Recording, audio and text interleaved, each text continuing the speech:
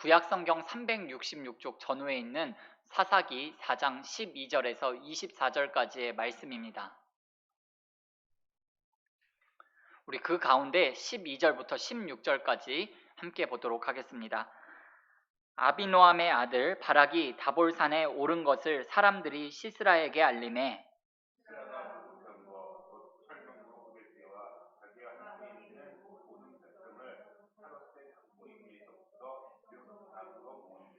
드보라가 바락에게 이르되 일어나라, 이는 여호와께서 시스라를 내 손에 넘겨주신 날이라. 여호와께서 너의 앞서 나가지 아니하시느냐 하는지라. 이에 바락이 10,000명을 거느리고 다볼산에서 내려가니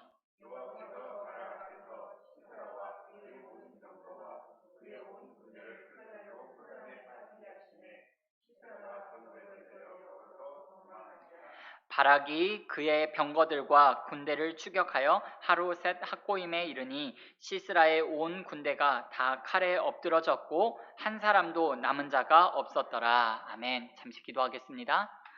전능하신 우리 아버지 하나님, 은혜와 사랑을 감사드립니다. 오늘 하루도 주님 인도하여 주시고 이 자리로 우리를 불러주시고 인도하여 주시니 감사합니다. 오늘도 생명의 말씀, 은혜의 말씀, 약속의 말씀에 굳게 서 있기를 원합니다. 주시는 말씀 꽉 붙잡게 하시고 주시는 말씀을 우리의 심령 가운데, 신비 가운데 잘 새기게 하시고 삶 가운데 적용하며 하나님 말씀에 순종하는 삶 살아갈 수 있도록 주님 인도하여 주시옵소서. 하나님, 이 밤에 선포되어지는 말씀 흘려보내지 않게 도와주시고 한 문장 한 단어 혹시라도 하나님 그 말씀이 나에게 주시는 말씀이라고 믿어진다면 하나님 그 말씀 붙잡고 살아가다가 살아계신 하나님을 더욱더 깊이 만나고 경험하고 그 하나님을 자랑하는 우리 모두가 되어질 수 있도록 주님 은혜를 더하여 주시옵소서. 감사하며 예수님의 이름으로 기도드립니다. 아멘.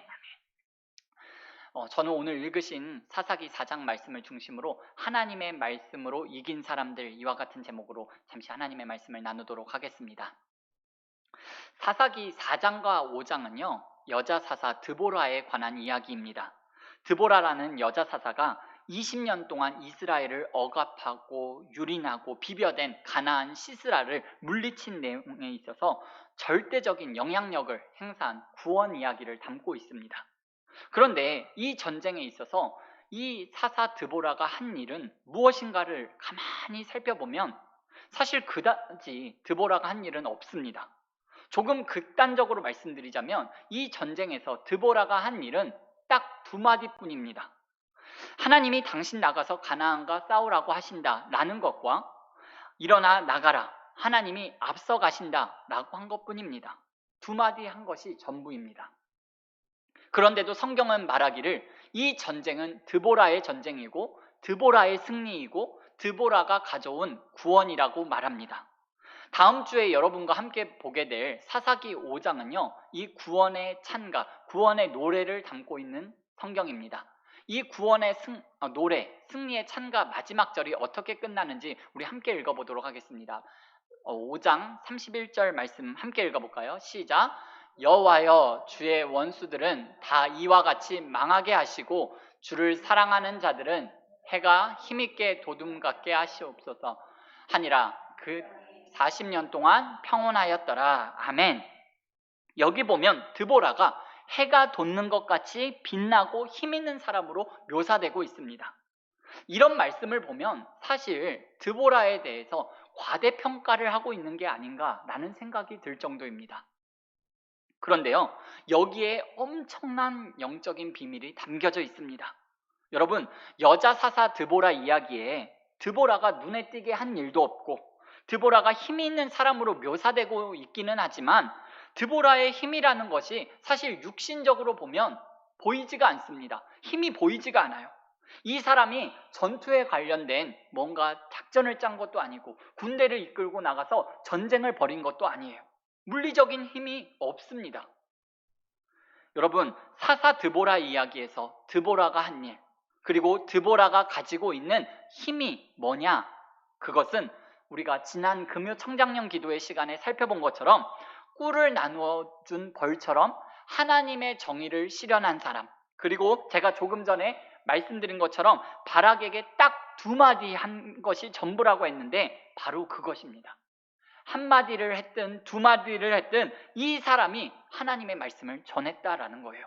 그것이 드보라의 힘이고 드보라의 승리이고 드보라의 힘의 원천이 되는 거예요. 사사기에 여러 사사들이 나오고 그 사사들이 다 각각의 특징이 있고 특성이 있습니다.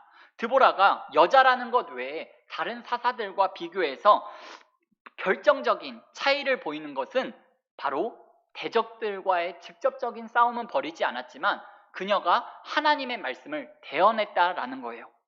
물론 이렇게 생각하시는 분 있을 수 있어요. 드보라가 여자다 보니까 직접 나서서 총칼을 들고 싸울 수 없는 거 아니냐? 그러니 말씀을 전하는 것밖에 할 수 없지 않느냐라고 생각하실 수 있는데요. 그러나 꼭 그렇게 생각할 만한 것도 아닌 것이 여자라도 하나님께서 나가게 하시면 전쟁에 나갈 수 있는 것이고 전쟁에 나가서 이길 수 있는 거예요. 여자다 남자다 하는 것을 떠나서 오늘 이 드보라의 힘, 하나님의 말씀을 전한 것 외에 달리 한 일이 없는 이 말씀이 드보라가 많은 말씀을 전한 것은 아니었지만 그럼에도 불구하고 드보라의 말씀 사역이 드보라의 절대적인 힘, 드보라의 권세, 드보라가 승자가 되게 했다라는 이 사실을 우리가 좀 마음에 담아두어야 할 것 같습니다. 이 말씀 앞에서 우선 저는 목회자인 저 자신을 바라보게 되었습니다.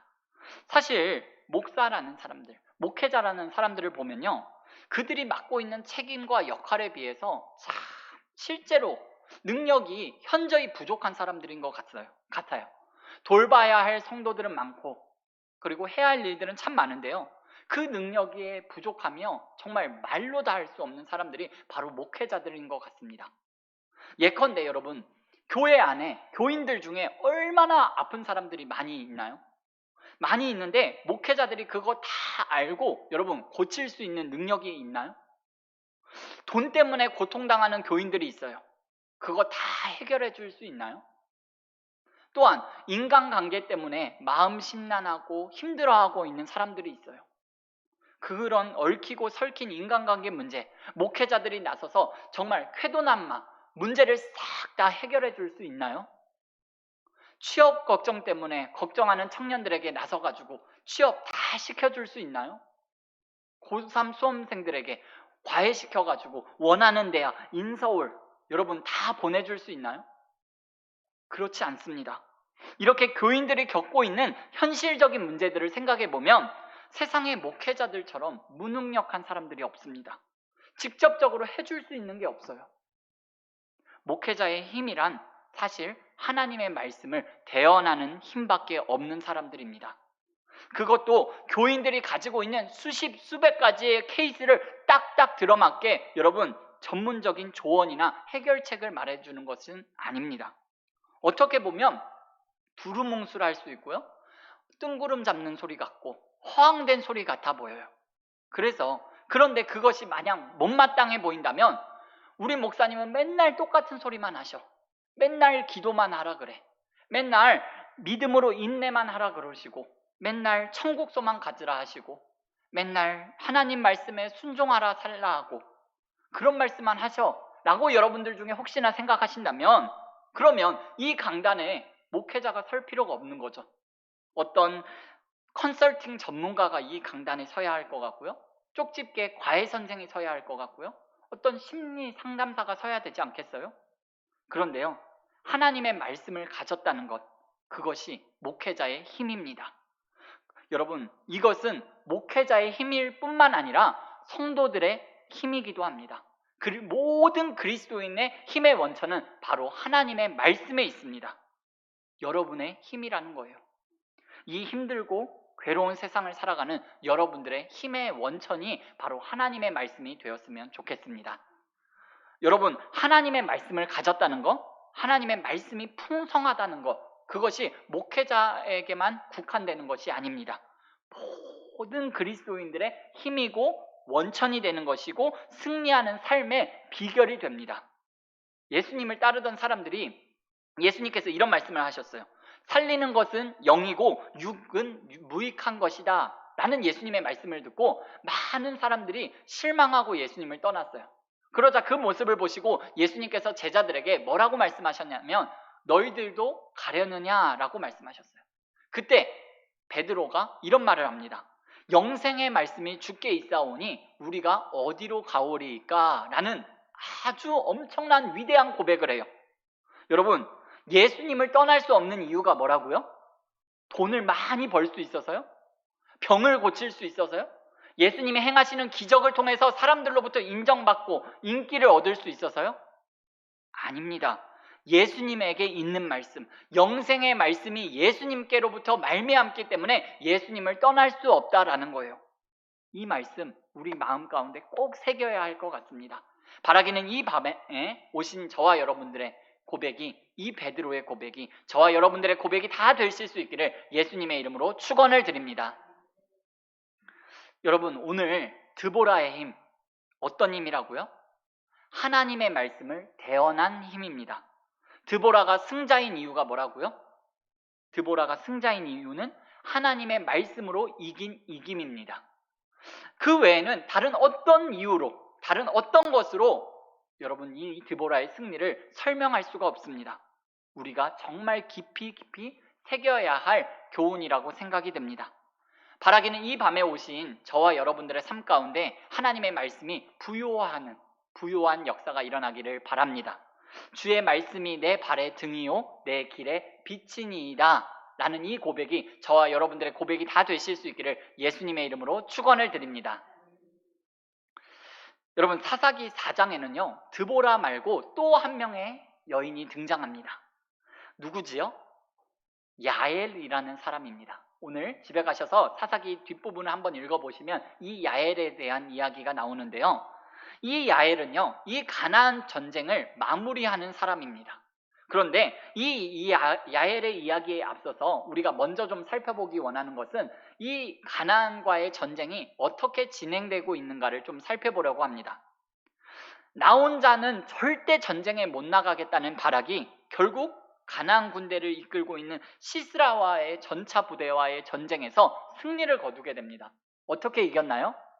하나님께서 군사 10,000명을 모아가지고 다볼산에다가 진을 치고 베이스 캠프를 치고 있으라고 했습니다. 여러분, 왜 그렇게 하셨을까요? 이유는 명백한 거예요. 왜냐면 상대편 군사들이 철병거 900대니까 평지에서 맞붙으면 도저히 승산이 없는 거잖아요. 그런데 그렇다고 해서 시스라의 부대가 산 위로 올라왔느냐 하면 그렇지도 않습니다. 14절 말씀 우리 같이 다시 한번 읽어볼까요? 시작. 드보라가 바락에게 이르되 일어나라, 이는 여호와께서 시스라를 내 손에 넘겨주신 날이라.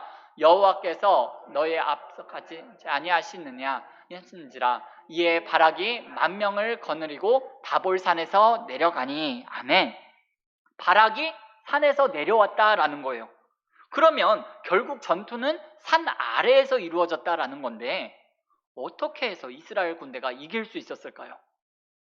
성경은 왜 가나안 부대 전차 900대에 대한 이야기를 하지 않는 걸까요? 왜 이 전차들은 힘을 쓰지 못한 걸까요? 여러분, 많은 주석가들의 견해는 이렇습니다. 시스라의 전차 부대가 지금 진을 치고 있는 곳이 어디냐 하면 13절 말씀도 우리 같이 한번 읽어볼까요? 시작. 시스라가 모든 병거 곧 철병거 900대와 자기와 함께 있는 모든 백성을 하루셋 학고임에서부터 기손강으로 모은지라. 여러분, 기손강변에 지금 진을 치고 있습니다.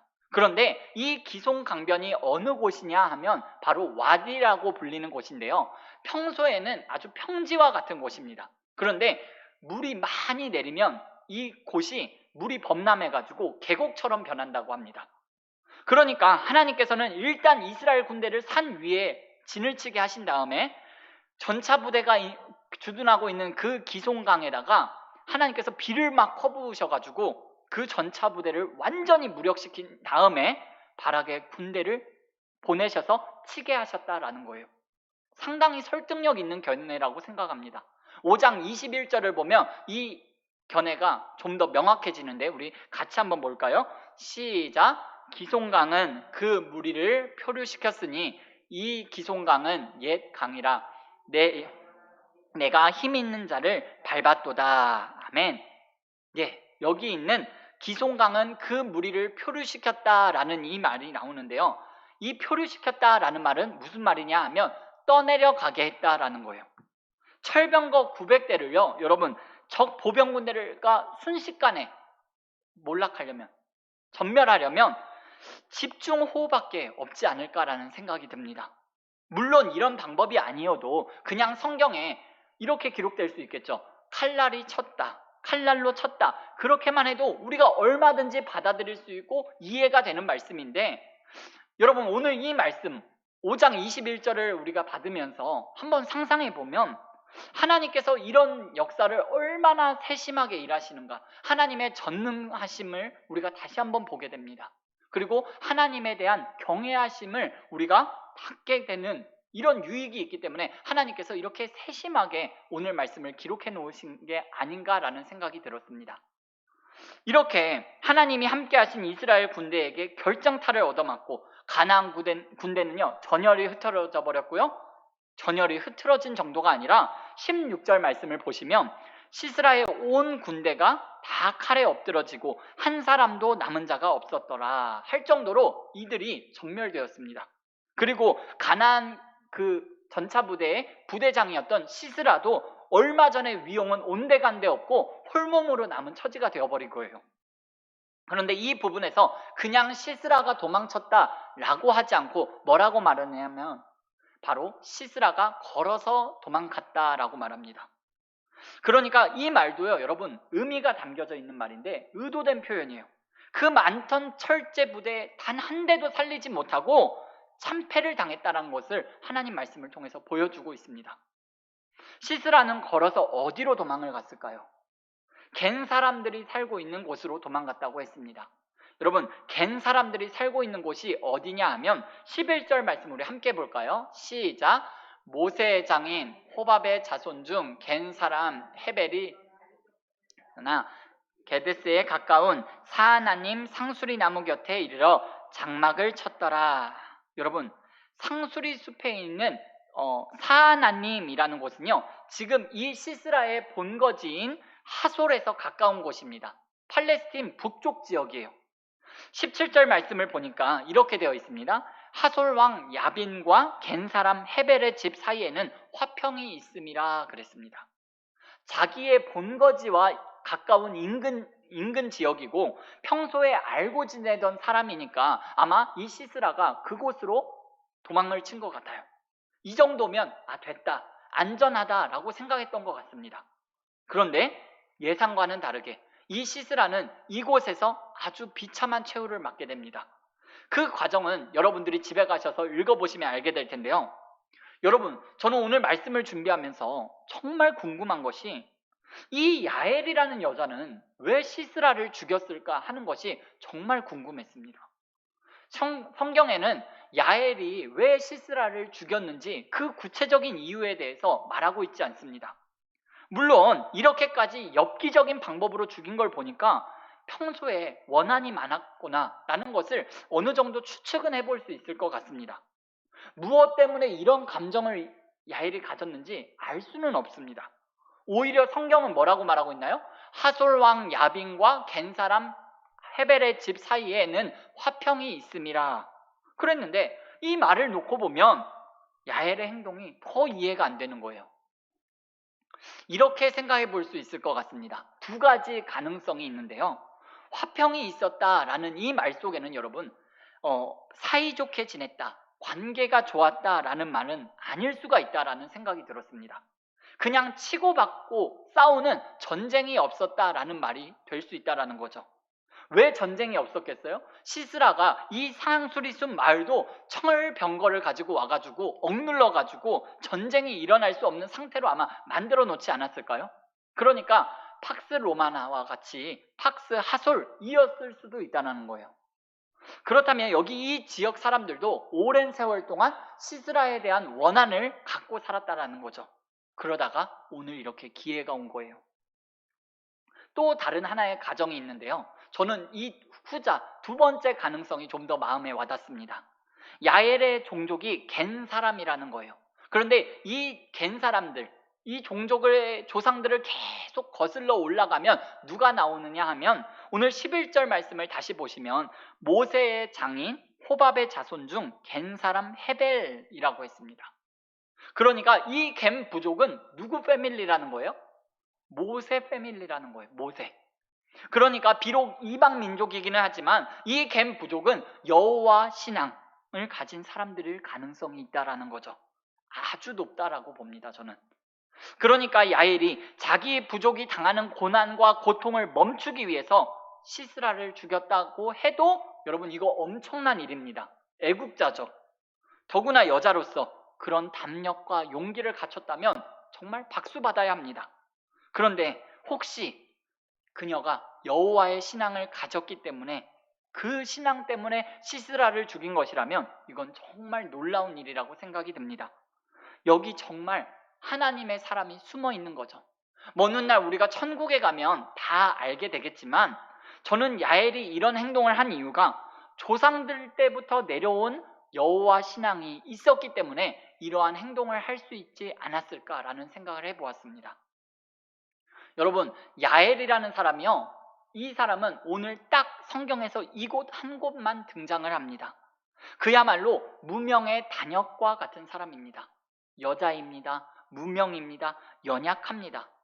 그러나 성경은 오늘 이 야엘이라는 사람을 무명의 인사들, 또 하나의 승자의 인사로, 승리의 역사의 주인공으로 기록하고 있습니다. 오늘 이 일이 일어난 집은요, 여러분, 헤벨이라는 남자의 집이었지만 헤벨이라는 사람은 전혀 등장하지 않고 있습니다. 오히려 성경은 뭐라고 말하느냐 하면 헤벨의 집이 아니라 야엘의 집이라고 기록하고 있습니다. 연약한 무명의 여자였지만 그 마음속에 최소한 무력과 폭력으로 압제당하고 있는 부족의 고통을 내 손으로 끝내고야 말이라 하는 결의가 있었던 여자였습니다. 나아가서 여호와의 신앙을 가지고 나가서 하나님의 백성과 함께 같은 전선에 서겠다는 거룩한 불의, 거룩한 분노를 가진 사람이었습니다. 그것이 오늘 야엘을 승자로 만들었습니다. 여러분, 이런 야엘의 모습을 보면서 저와 여러분들의 모습을 좀 생각해 보는 시간을 갖기를 원합니다. 가만히 보면요, 오늘 우리는 정말 기분 나빠해야 하고 정말 화를 내야 할 때는 화도 못 냅니다. 뭐 그렇게까지 화도 안 내고 기분 나빠하고 언짢게 생각하지 않아도 되는 일에는요, 그런 일에는 정말 민감하게 우리가 반응하고 모습을 보일 때가 있습니다. 오늘 이 야엘이라는 무명의 여인, 이 여인이 성경에 소개되고 있는 이유는요, 야엘은 하나님의 원수들이 득세를 하고 하나님의 백성들이 억압을 당하고 있는 이 현실에 거룩한 분노를 가지고 행동한 사람이었기 때문에 그렇습니다. 그것이 야엘의 힘이었고 야엘을 승자로 만들었습니다. 여러분, 말씀을 마무리하고자 합니다. 오늘 드보라와 야엘에 대한 이야기를 여러분들과 나누었는데요, 그들이 승자인 이유는 명백합니다. 둘 다 연약한 사람들이었습니다. 명예, 재물, 인기, 권세, 건강, 지식, 내놓을 것이 변변치 않은 사람들이에요. 그러나 하나님의 말씀을 가진 사람들, 하나님의 마음을 가진 사람들, 하나님을 위한 거룩한 분노를 가진 사람들이었습니다. 그것이 그들을 승자로 만들었습니다. 그것이 그들이 승자인 이유입니다. 그렇다고 한다면 오늘을 살아가는 저와 여러분들도 마찬가지입니다. 이렇다 해놓을, 정말 우리가 내놓을 만한 것 하나 없다 할지라도 하나님의 말씀으로 이기는 사람들, 여호와의 신앙으로 이기는 사람들이 다 될 수 있기를 예수님의 이름으로 축복합니다. 기도하시겠습니다.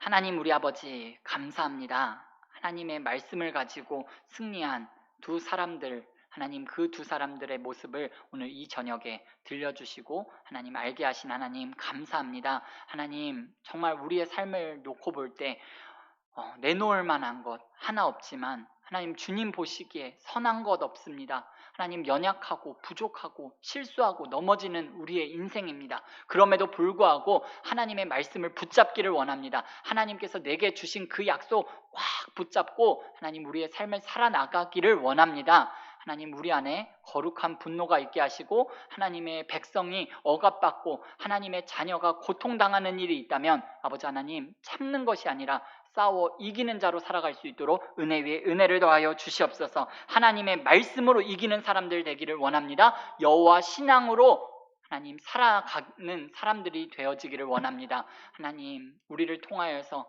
날마다 숨쉬는 순간마다 이기는 자로 살아갈 수 있도록 인도하여 주시옵소서.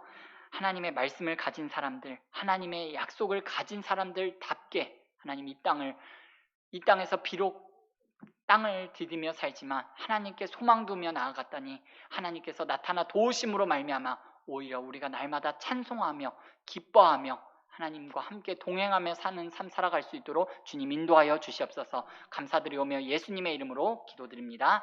아멘.